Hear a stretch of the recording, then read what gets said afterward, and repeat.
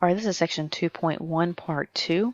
We are trying to find the x-intercept for this equation right here. So we're going to substitute 0 for y. So 0 is equal to negative 3/4 x plus 3. And then we're going to solve for x. So subtract 3 on both sides, negative 3/4 x. And then to get rid of this negative 3/4, since it's a fraction, what I'm going to do is I'm going to multiply by the reciprocal. So 4/3. And I'll go ahead and multiply by a negative 4/3. So multiply negative 4/3, and I'm going to put this over 1. So I have a negative and a negative. That'll make a positive, or they can cancel out. A 3 and a 3, one on top, one on bottom, so they'll cancel out. So then 4 is equal to x. Okay, so if we wrote this as an ordered pair, the x-intercept would be 4, 0. Okay, now if we look for the y-intercept, that means that x is going to be 0. So we're going to take that equation and we're going to substitute 0 in for x. So since anything times 0 makes the entire thing 0, that will be 0, so it'll go away. So y is equal to 3. So the y-intercept, if we're written as an ordered pair, would be 0, 3. Okay, now this is the first type where you already have y is equal to the rest of your equation. Now let's look at if we have y is not equal to. So if we got negative 6y plus 3x is equal to 18. Now you could take this equation and you could solve for y if you want to. You don't necessarily have to. So say we look for our, means that y will be equal to 0. So negative 6 times 0 plus 3x is equal to 18. So this will go away. That goes to 0. So I'll have 3x is equal to 18.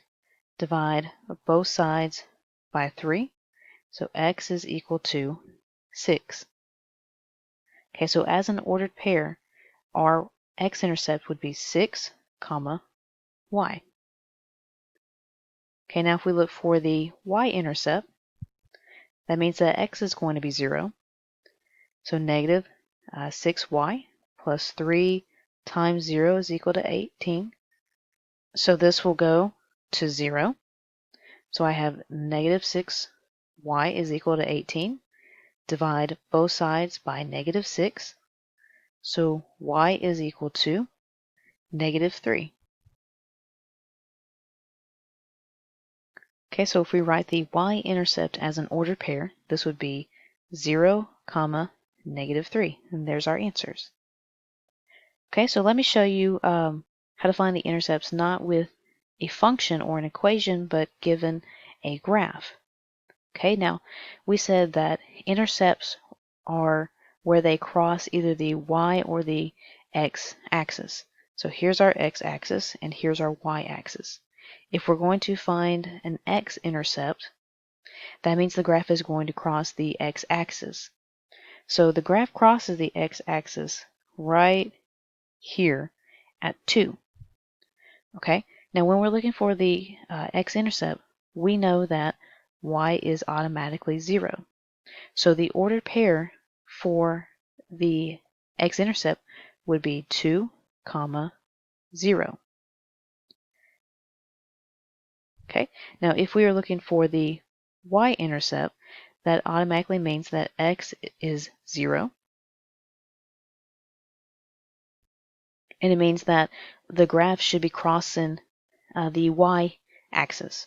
So that's doing that right here at y equals 4. So that means the ordered pair for the y-intercept will be 0, 4. And there's your answers. Okay, now let's look at the distance formula. And a little bit of background on where the distance formula comes from. It comes from the Pythagorean identity. Okay, so derived from the Pythagorean identity, the distance formula is used to find the distance between 2 points in the plane or coordinate system. So you have two endpoints. So say we have this point right here and this point right here. What we're trying to do is find the distance between those 2 points right here, which is that line right there. That is the distance between those 2 points. We call that D. D for distance. Okay. Now we're going to label these 2 points without numbers or arbitrarily. So if we say that this right here is a first point, we say that's x sub 1 comma y sub 1. And we say that this is the second point, so we label it x sub 2 y comma y sub 2. Okay, so in your formula, the distance formula right here, what you have is the x value from the second point minus the x value from the first point, and then you square that, plus the y value from the second point minus the y value from the first point, and you square that. Once you get a number in there, you will square root the entire thing. Okay, now let's look at this right here. Okay, now it doesn't matter which point you choose as x sub 1 or x sub 2. So I'll just go and say this is going to be x sub 1. This will be, y sub 1. This will be x sub 2. This will be y sub 2. Okay, so our formula is distance is equal to the square root of x sub 2 minus x sub 1 squared plus y sub 2 minus y sub 1 squared. So I'm just going to plug my numbers into this formula. So x sub 2 is negative 2 right here. Okay, minus x sub 1, which is right here, 1. I'm going to square that. Plus y sub 2 is 3 minus y sub 1, which is negative 4. Be careful with that. And then square it. Okay, we just need to clean this up a little. Negative 2 minus 1, that's negative 3 squared. Plus, this is 3 plus 4 squared. Because my two negatives right here, negative times a negative will give me a positive. Okay, I have negative 3 squared, so negative 3 times negative 3 will give me 9. Plus, okay, this is 7 squared. Come over here. So we've got 9 plus, and then 7 squared. So the 7 times 7 is 49. Then add those two. So this will give me the square root of 58. Now if we round that to 3 decimal places, what I get is 7.61577. And if I'm going to round to 3 decimal places, there's my 3 decimal places, but then I need to look at this one right here. If it's 5 or greater, then that means that this number will go up 1. Okay, so 7.616 will be our final answer for the distance between those 2 points. Now let's go back and flip our x1s and x2. So we'll say that this is x sub 2, y sub 2. We'll say that this is x sub 1, y sub 1, and see if we come out to the same thing. Okay, so x sub 2 is now 1 minus x sub 1, which is now negative 2. Be careful with that. Square it. Plus x sub 2 is negative 4. Minus y sub 1 is negative 3 squared. Okay, so I've got 1 plus 2 squared plus, that's a negative 7 squared. Okay, so that's going to be 3 squared plus, okay, negative 7 times negative 7 is a positive 49. 3 times 3 is 9 plus 49. This will be the square root of 58. And if we plug that into our calculator. We get 7.61557. Oops. 577. If we go to 3 decimal places, I need to look at this one. If it's 5 or higher, that means I need to bump this one up, and it is. So 7.616 will be our final answer. Okay, so I show you that because it doesn't matter which point is labeled as x sub 2, y sub 2, x sub 1, y sub 1. Because if you flip them, you come out to the exact same number. Okay, now let's look at this when they just give you a graph. So it's the same process as this over here, except for one extra step. Here, they already gave us the points, whereas in the graph, what we have to do is we have to find those points.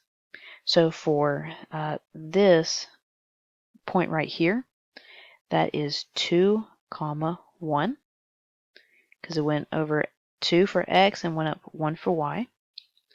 And then for this point down here, that is 5, -2, because it went over 5 for x and then down 2 for y. Okay, so once we have those, it doesn't matter which one is x sub 1 and x sub 2. So I'll just say this is x sub 1, y sub 1. We'll say that this is x sub 2, y sub 2. And then we'll go to our formula, and we will plug and chug. So x sub 2 minus x sub 1 squared plus y sub 2 minus y sub 1 squared. Okay, x sub 2 is 5 minus 2 squared plus -2 minus 1 squared. Okay, so what we have is 5 minus 2 is 3. -2 minus 1 is -3.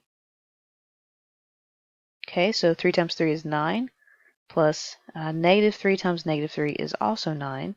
So I have the square root of 18. Okay, now let me show you what to do if you end up with the square root of 18. Now we can break 18 up into, what we try to do is break it up into a perfect square. I know that square root of 9 comes out to exactly 3, so I'm going to use that times 2. Then I'm going to break those up, square root of 9 times the square root of 2. Square root of 9, we just said, is 3, so this is 3 square root of 2. But if they're looking for a decimal, then you don't necessarily have to go through those steps. What you need to do is to grab your calculator and plug in 18 and then square root it. And what you'll get is, and this should be roughly or approximately, 4.24264. And say we go out to 3 decimal places. Well, then I need to look at this one, and if it's 5 or higher, which it is, then I need to bump this number up. So roughly our answer would be 4.243. And that'd be our final answer for that one. And then let's look at the midpoint formula. So what we're doing is if we have 2 points again, and again, if the first point, we're going to call it x sub 1, y sub 1. The second point, we're going to call it x sub 2, y sub 2. What we can do is find halfway between those 2 points, which means that this distance here and this distance here are equal to each other. So this will be our formula for the midpoint. So m is equal to x sub 1 plus x sub 2 divided by 2, comma. So notice that this is going to be an ordered pair. And then y sub 1 plus y sub 2 divided by 2. So if we look at this one, and here's our endpoints. And again, it doesn't matter which one you label as x sub 1 or x sub 2. So we'll say that this is x sub 1, y sub 1, x sub 2, y sub 2. Okay, so m is equal to x sub 1 plus x sub 2 divided by 2, comma, y sub 1 plus y sub 2 over 2. Okay, so x sub 1 is -2. and plus x of 2 is